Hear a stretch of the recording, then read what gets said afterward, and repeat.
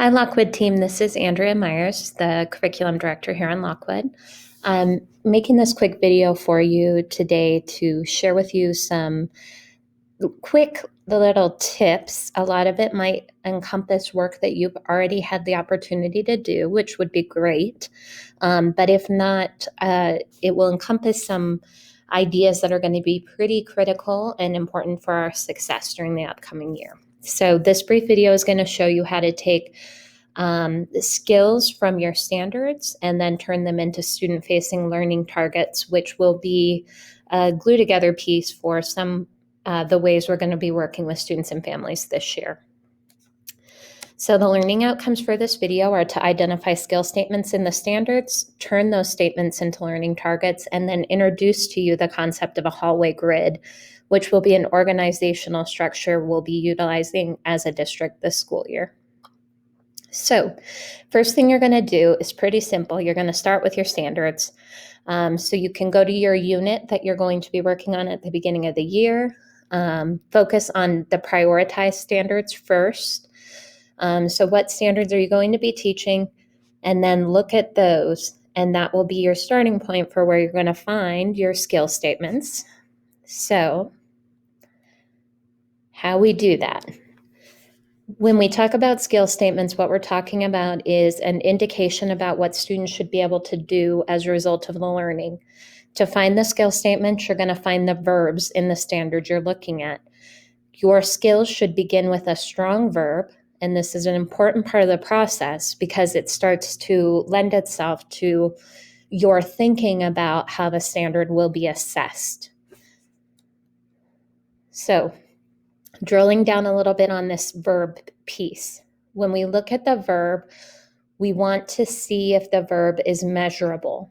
So when we think about verbs like demonstrate, create, or analyze, those are easy to measure. We can conceptualize what a student would provide as evidence that they were able to analyze something, for example. And it's pretty clear. We know what that means. We can think about what that would look like. When we think about a verb like understand, that is not as clear or easy to measure. So what we can do then is pop into a verb list and swap it out for a comparable level verb.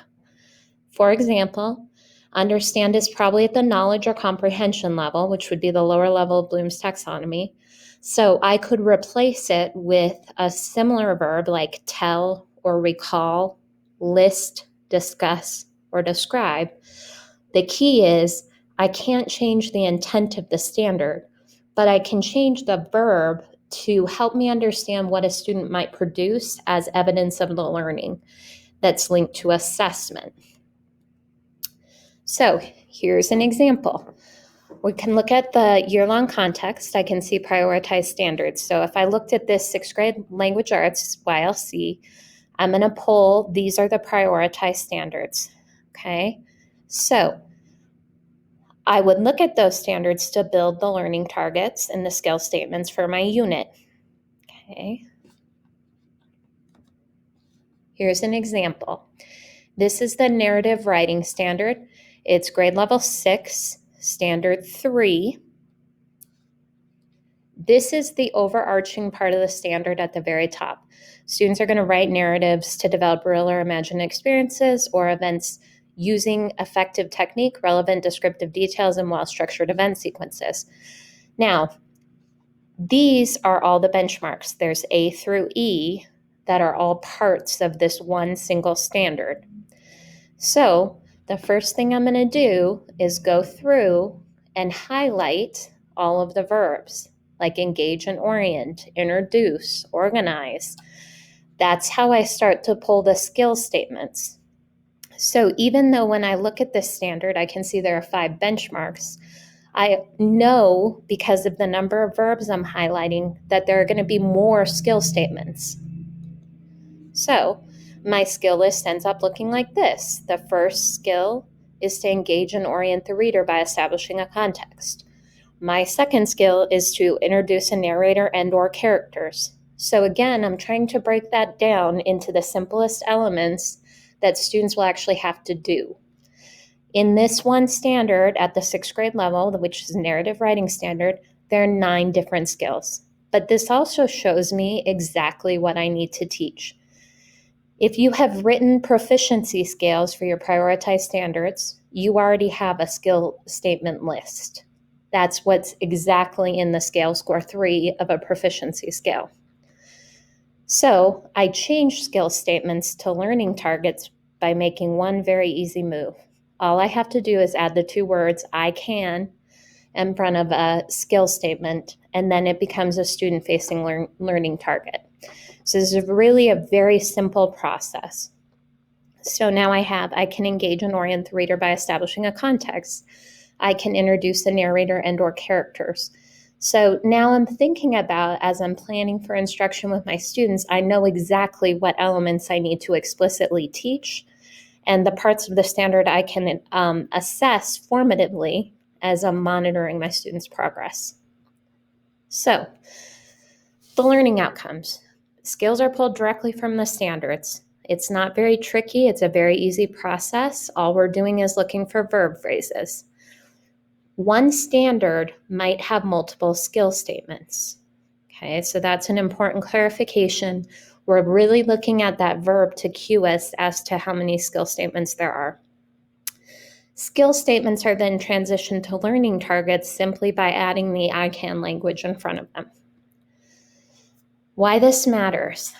So we're in the middle of a very interesting time, and it's an interesting time to come back to school. So we're putting in place a couple of tools to help bring some commonality to what students are learning, which lends itself to the Guaranteed and Viable Curriculum, which is part of our overall priority and plan here. Also, we want to ensure that remote learners are getting access to the same type of learning that children are when they're in school. And then also, we want to provide organization and structure for families who have been missing it, being out of school as long as they've been. So the tool we're looking at is called a hallway grid, and I'm going to give you some examples of that.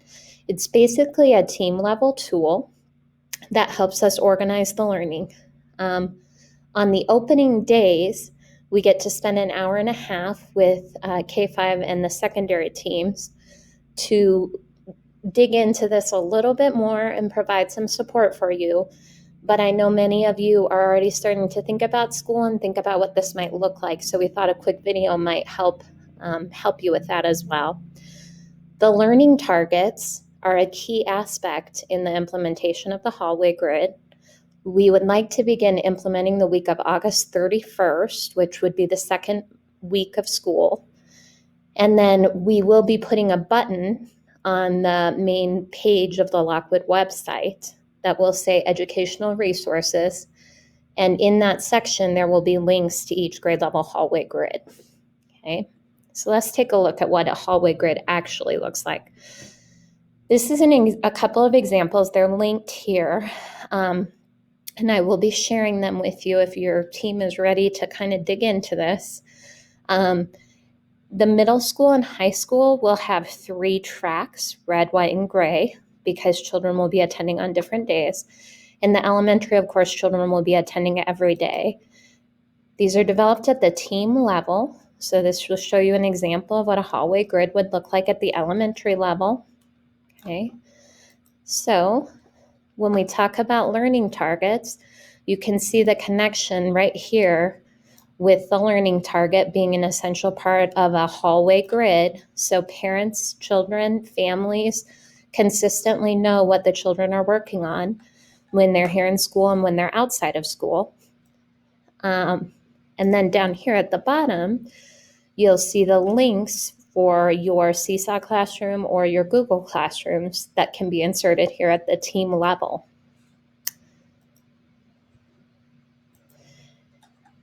At the middle school and high school level, a hallway grid will look a little bit more like this. What are the office hours, scaffolded out due dates for assignments to help children stay engaged and organized without feeling overwhelmed, learning targets for the week, resource links, and a Google Classroom link. So as much as this is a different time in education for all of us, it's also a really exciting time. And I know that the work that we are able to do and share with our children and their families in this community is very important, and very important for them, for their well-being. And these are some simple shifts that we can make to help support their progress and growth during this interesting time. So feel free to reach out to me if you have any questions. Know that we're going to be following up with you on Monday regarding this, but wanted to front load a little bit if you have time to watch this quick video. So thank you.